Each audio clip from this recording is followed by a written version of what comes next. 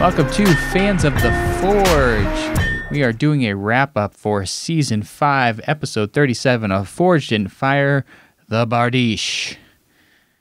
We're going to go right in on this one.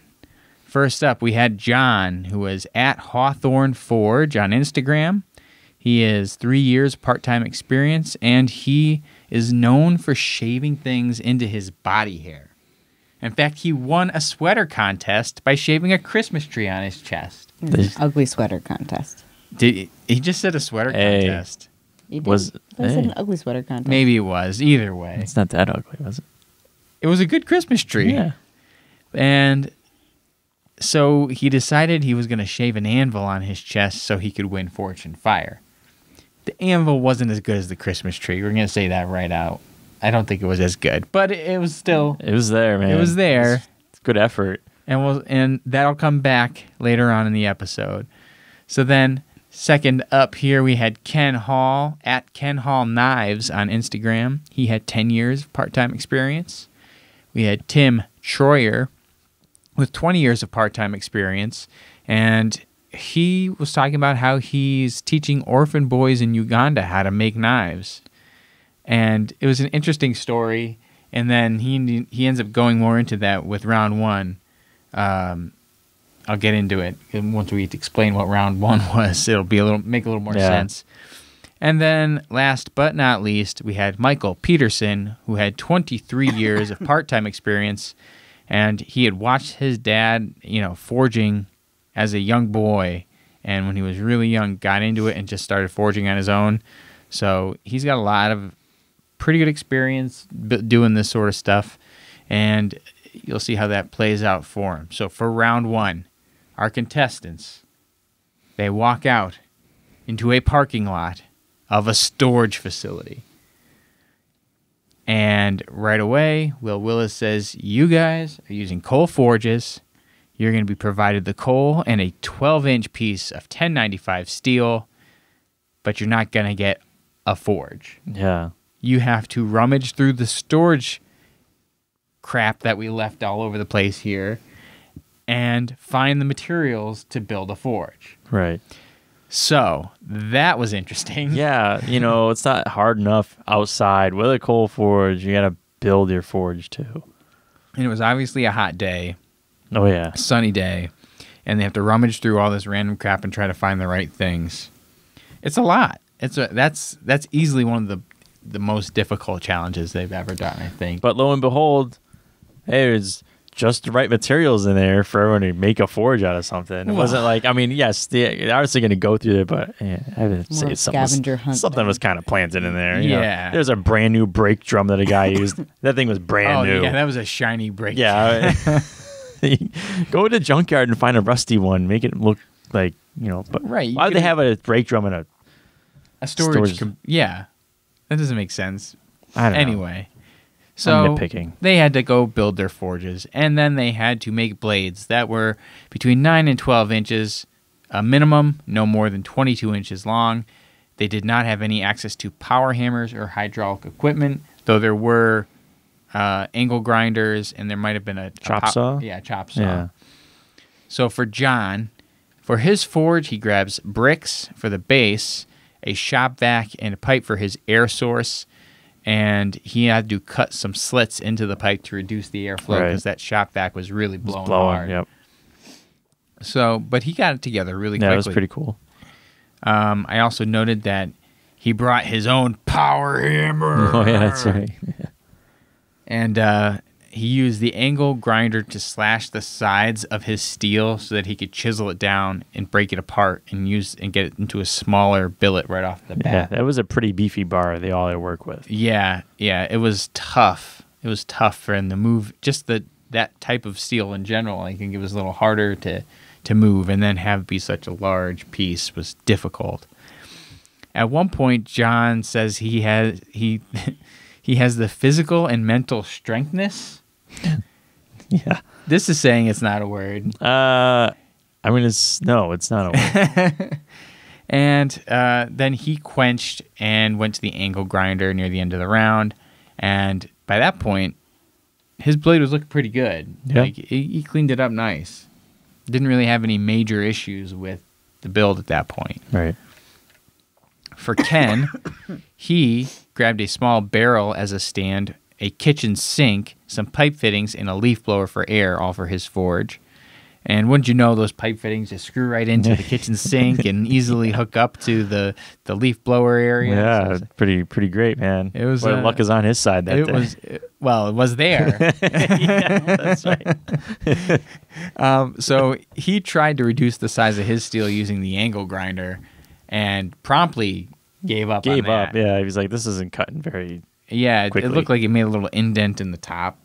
So he gave up and just decided, I'm just gonna hit this piece of metal and shape it down. And that was was not moving. It was not. He was really struggling to get the metal to move the way he wanted it to, just because he left it so big. He was hammering so hard for so long, and it just was not coming to shape. It was still a square stock, very minimal shapage going on. And then, wouldn't you know it, he's not feeling very well. He's overheating. Not the first guy to overheat in this episode. No. But he just says, I'm done. Yeah. And he walks off the set and he quits. Yeah. Will's like, what are you doing? He's like, I'm out of here. Yeah. I got a headache and I feel well. I was very shocked that Will didn't try to at least try to talk him back into staying. I mean, guys walk off. They usually come back. And Will, isn't shown ever trying to convince them to come back. Yeah, but he just kind of acknowledges that usually when they leave the forge, they're not just like, I quit. Right. There have been episodes where Will has gone and said, if you quit now, you can't come back. But if you can get something made, like if they break a blade or something. For all we know, he did that, and they just didn't air it because the guy decided to quit. Yes. I don't know. His steel was still a ways away from being thin enough to be a blade. That's true. He still had a long way to go with that metal, and that's all he was doing. He was just hammering it, and he was slowly moving it, but it wasn't going to be enough. He wasn't going to have enough time to finish that thing out. Yeah, you're right. So they seem surprised, but I'm like, did you look at his steel? Like, he's not going to get it done. No, it just wasn't very developed at that point. So he quit. Then for Tim, wouldn't you know it, Tim has built forges out of household items before. In fact, that was part of his whole teaching the orphan boys how to make knives. Was they were scrounge for parts of whatever was around and make forges that they could use to make these knives. Makes me think of was it in like Brazil? Like there's some guy that he was teaching these kids how to make instruments out of like trash from the dump. And they made there's like this little orchestra or something like that they put together. Yeah. It was like 60 Minutes episode on a couple of years ago. It was pretty cool. I do remember that. Yeah, it is interesting. It was pretty cool. So he grabs a barbecue grill, and Will Willis is talking to Ben about, well, if this gets hot enough, couldn't you burn out a hole in your basin for your coal? And Ben's like, yeah, just use kitty litter. Just dump some kitty litter in there. And Will's like, what? Kitty litter? He goes, it's just clay. It's not going to burn. It's fire resistant. So wouldn't you know it, Tim fills his with kitty litter, and then he used a hairdryer for his airflow. All right. He took a while to get his billet cut to the right size as well. He overheated, had to walk away, left his steel in the forge while he walked away, and when he came back, he pulls it out, and the tip, it just falls right off. Yeah. It just burned right through. And he had to go back to his remaining piece of stock that he had cut off before, which was a lot bigger, and try to forge something out of that because he had really just burned the crap out of his piece. Which I feel for the guy, because when we took our blacksmithing lesson, I burned the shit out of my hook that I was working on, and it really sucks. It just crumbles. It just falls apart. Yeah, it's like chalk. Not even chalk. It's like broken chalk that you try to put together, and like you lick it or something, and then it's like you pick it up and it just falls apart. Yeah, it's bad. So anyway, the last remaining part there, he takes the metal that he had, focuses on getting a tip made. After quenching, though, he didn't feel that the blade was hard enough. And so even with this whole crazy challenge, he decides he's going to go for a second heat treat. Yeah. which the judges are always against. Don't go for that second heat treat, especially in a coal fire that gets so hot. Like you could destroy your blade. But he did it, and then he was like, "Hey, I think it's pretty hard." Worked. Yeah.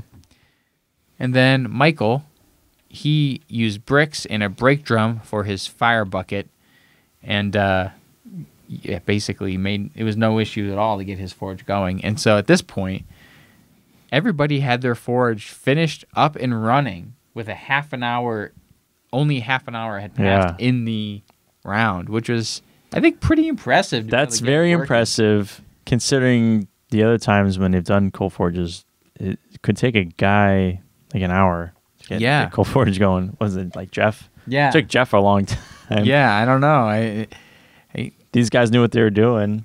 Yeah, so what was some of the differences here was that Jeff, for example, had one of these tiny hand crank air things, which probably wasn't helping. That makes the whole process a lot harder, but they had power to power their air sources, so that makes that aspect of it a lot easier. But anyway, Michael cuts his bar stock down first and foremost, gets it down to a good size. Seems to have a lot of trouble holding on to his metal for a while. He kept dropping it all over the place. It was all over the place. Then he takes the angle grinder, cuts down more material off of it, and he got overheated, walked away while his blade was in the forge, and burnt the metal real bad. It was really not looking good. Yeah. Like a chunk came off of where the edge should have been, and he's like, I can't fix this, but I'm going to try my best to fix it, and rather than try to start over. Right. And he left it as is and kind of ground it down as best as he could, and then he did his quench with about 5 minutes remaining. So when it came to judging, Ken had already basically left, so they just had to meet the parameters, and they were getting into the second round. John had the most finished blade, but there was a crack right where the spine meets the tang. Luckily, it was on the back side, and it was in a spot where he could hit it with the torch, and it would be easy to fix it, and it wouldn't affect the stability of the metal. For Tim, it was a very rough knife that didn't really have much of a defined edge. He also had some cracks and fissures that really needed to be addressed, but otherwise was well done. And then Michael, he had a solid hunk of metal with a chunk missing and a crack that could be fixed. So everybody made it past the parameters. Tim self-eliminated. Essentially, he gave himself the boot. He can self-terminate. And so you must lower me into the steel. We move on to round 2. All right, round 2. They have to add a handle and also put a guard on their blades. So John, he fills in a crack that was on his tang, then goes for linen micarta, and while drilling through it, cracked it. Yeah. Then gets another material and cracked that. And man, that one like popped. Yeah, that popped. Was like a loud pop. Ben was like, "How do you crack linen micarta? Like, how do you do that?" So then he goes for some rainbow material, and it looks similar to the handle I have on the knife I bought from Jason Reddick. It's like a rainbow. I don't know if it's a micarta or if it's like a rainbow stack of wood, scale or something.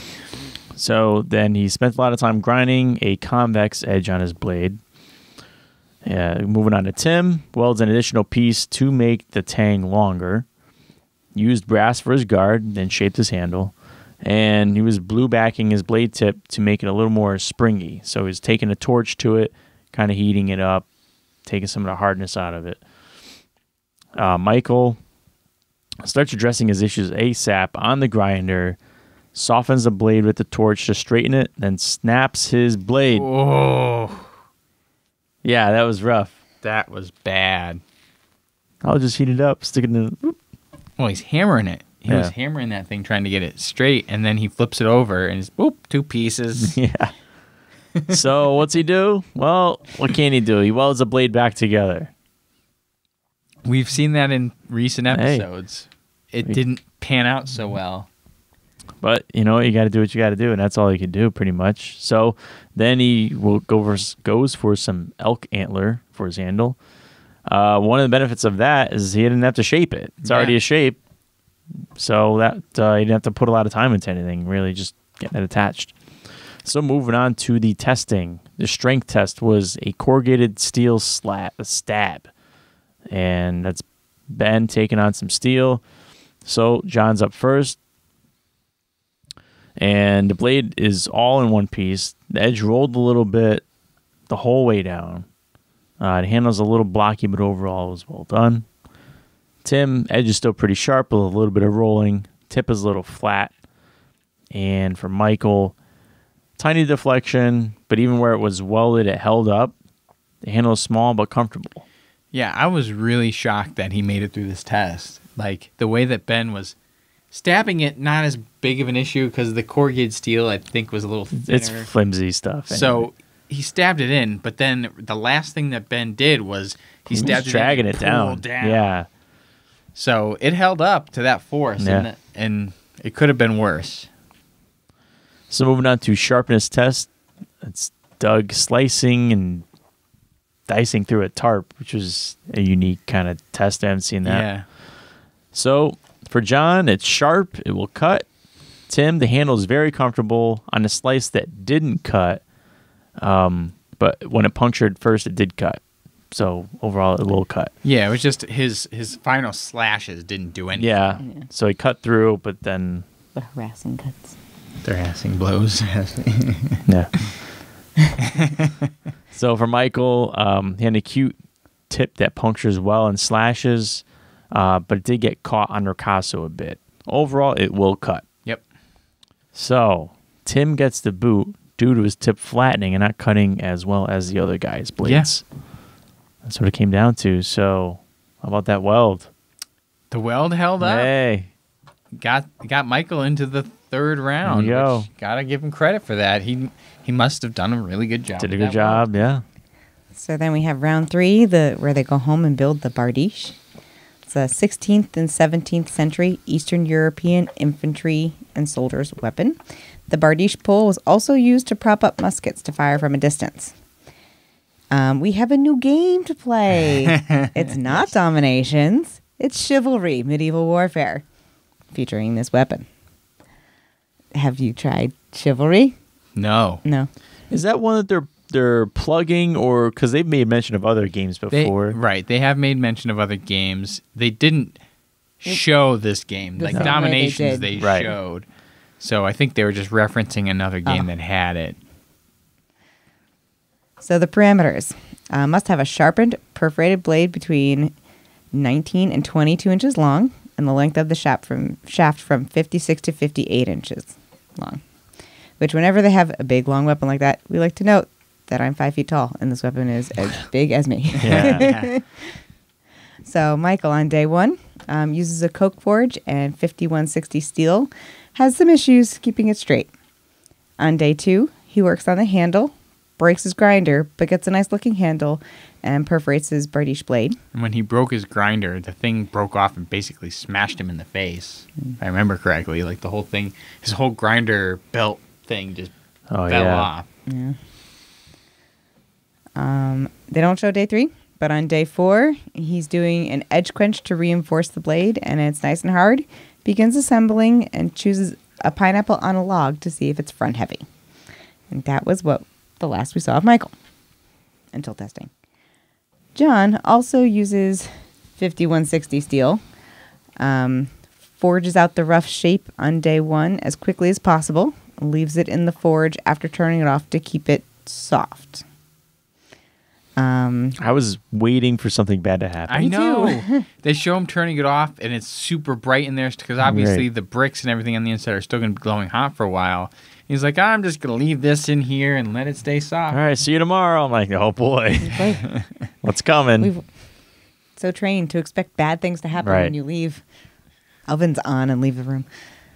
On day 3... What? Or just Forged in Fire in general. Yeah. Just tries to make everything seem like the worst thing ever. On day 3, he finishes his perforations, builds his own quench tank, and it leaks, so he lines it with plastic and tinfoil. Puts metal in the quench tank, and it starts leaking, so he takes it out and hopes it's hard enough. Yeah, the plastic wrap that he used just was not quite enough. It just must have melted immediately once that oil got to temperature. Yeah. On day 4, he starts on his detail work with paint, then zips in acid to eat away around the paint, and it looks so good. Yeah, it looked pretty badass. It was a neat design he put on there. Yeah. And then they go in for testing. The kill test is to chop a pig carcass. Doug loves the swells in the handle because he can grip it anywhere. The blade is razor sharp. It will kill. He took his shirt off after he that's right. Will kill. Yeah. He had shaved "It will kill" on his back. Yes. Somebody had to have done that for him. Oh, it was too perfect for him to have done it, but still. Yeah, he did it. Michael. Doug is winded. Is 11 pounds and all forward weight. It will kill, though. Yeah, it was a heavy weapon. You could see Doug, like, on the last swing, he stopped and he's like, oh, geez. The strength test was a stump thump and steer smash. John has a nice weight, but Ben doesn't like the swells in the handle. The edge held up beautifully. So Doug loved it, and Ben was like, I don't like it because I can't move my hands. But Doug's like, I can move my hands and grab wherever I want. Well, I kind of see where Ben's coming from. I thought the same thing. I was like, what are you talking about? But if you're going to swing an axe, like you start and then you slide your hands down to the bottom. Okay. So I think that's part of his method when he's doing that swing. So that's going to be kind of weird. That's a good point. Because But if Doug you're just taking different he's just statically holding it. Yeah. He was going for more of a sideways swing rather than a downward swing. So that does make more sense. Now that you say that, yeah. Michael, hope you ate your Wheaties. Yeah, it's heavy. Everything is still tight and the edge held up well. Sharpness test. In one shot, trying to split watermelons, so they're stacked. 4 watermelons. Oh, yeah. Which is precarious to start. And so... How do you think they stacked them and held them all 4 like that? Like, they had to have been attached to hot something. glue? Watermelons? I mean, you could hot glue watermelons if they're dry. for the sake of just, like, balance. I don't know. I think the skin's really, like... It's kind of... It's slick, but it... To stack 4 of them? Well, I'm saying, like, even with hot glue, I'm just like, I don't think that would really work. It wouldn't hold for long, but No. they need to. I wonder if they cut, like, flats. Flattened it out, maybe. That could be. That's probably That makes a lot of sense. more logical than hot glue. Anyway, so in one shot, split the watermelons, half in one bucket, half in the other. Yeah, okay. And I thought that was going to be more part of the test. Because then I'm like, well, that's kind of impossible. You don't know how these things are going to roll. Well, that's the thing. Like, and your aim has to be perfect. Perfect. Like, it's not so much about the weapon; it's about the user. Yeah. But did you see how far the buckets were away from it? There's no way the bottom one was going to go in those buckets. They needed troughs on either side. That would have worked. So for John, goes through all 4. It feels good. But it was sharp cutting edge. It was like his was off. Like his was like the buckets didn't matter. No, the buckets didn't matter for him. But just watermelon all over the floor. No, it wasn't down the middle. It was off. Yeah. Michael easily cuts through all 4. It's definitely sharp, but it weighs a ton. I don't think David had to swing that very hard at all. No. I think he just kind of held it up and let it go, and it was like a guillotine. And that thing went down the middle. Yeah, that cut him pretty well. That was good. But due to that weight, yeah, John wins. Yes. Yay for John. So it was a good episode. I liked the weapon. I liked the embellishments of the weapon. I liked the tests. Everything about it was a fun episode. Round 1 was crazy, which you haven't seen something like that in a while. I did enjoy the watermelon test. Nuts. I enjoyed the body hair. The body hair, the shaving. That was it was good. Yeah. So congratulations to John of Hawthorne Forge. So make sure you check him out on Instagram. Then that was it. That was the episode. Yeah. Not much else to say about it. It was a good one. Too many more left. We keep saying that. We've said that for the last 10 episodes. We said that a few months ago. It's ridiculous how many episodes there are, and there's at least one more coming next week. Right. There has to be a finale.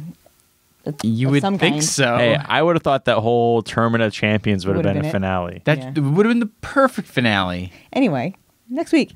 Next week. See you next week. I've seen previews of that, and that one's going to be interesting because it features the first time they've had a deaf bladesmith on the show. And it made a lot of news around the bladesmithing community that this guy was on there because he's deaf. And I thought you said death. So did I. I'm like, deaf. what makes a deaf bladesmith No, versus... deaf, as in Okay. can't I get hear. But that guy actually added me as a friend on Facebook. Cool. So that was Nice. pretty neat. So I think his name is Buddy Thomas. So I'm looking forward to seeing that All right. episode. That should be a fun one. And in the meantime, please watch some of our other videos, like our Knife or Death wrap-ups or our Master of Arms wrap-ups. How many are out now? We have 3 wrap-ups out. All 3 of our wrap-ups are out, so go check those out. We have a 4th one very soon as well. That's true. And if the scheduling comes up, we might have an interview with somebody related to the show. Oh, wow. Very soon. Exciting. So, everything is exciting. Please like our Facebook and our YouTube and subscribe and watch the videos and do all of that good stuff. And if you listen to the podcast, please leave us a review on your podcast app of choice. And you know what? We don't really mention, if you're watching this on YouTube and you want to do the audio but you don't know where to go, you can look in the Apple Podcasts. We're also on Spotify, which maybe a lot of people don't realize. Cool. Whether or not you use Spotify, a lot of people do. They have a podcast section, and we are on there. So it's one other way to get access to us if you rather just listen, not get all the cool graphics behind us, but get all the same information. Or like if you're driving and can't watch things. You listen to our smooth voices. Oh, yes. No, don't do that. That's not good. Anyway, that was the episode. Season 5, Episode 37, The Bardiche. Thank you for watching. We'll catch you next week. Later. Bye.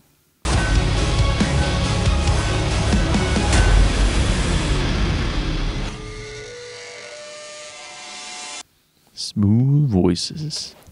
Like smooth jazz. Forge and fire, anyone? I'm dainty, but dainty ladies can accomplish a lot. Dainty ladies. But never underestimate the dainty ladies. That's Teresa Normal. Yeah, I guess you're right. I'm just soft-spoken.